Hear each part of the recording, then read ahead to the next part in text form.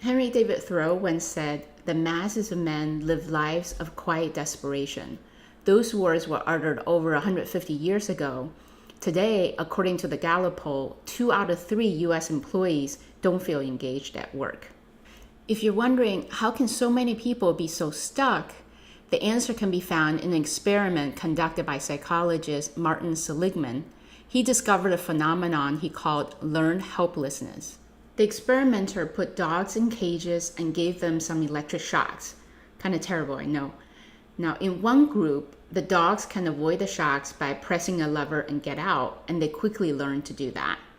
In the second group, though, there's nothing the dogs can do to stop the shocks. In the second part of the experiment, instead of cages, these same dogs were placed in a tall bin. If they wanted to, they can jump out of it. Now, dogs in the first group did just that when the shocks started. For the dog in the second group, though, something really interesting and sad happened. They just stood there taking the shocks. Even though they could jump out of bins, they don't.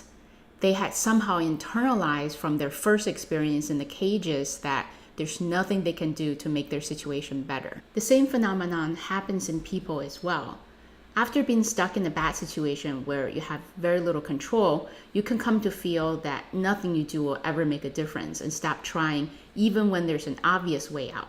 In the context of our careers, if every new path we think of has some fatal flaw, for example, some might feel too risky, some might require us to go back to school, and some might be jobs we apply for but never get an interview, then after a while, we may just give up trying.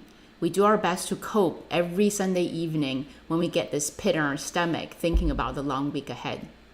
But things don't have to be this way. Over the years, as I coach people one-on-one, I developed this career design system that helps you take back control and find a career you can love.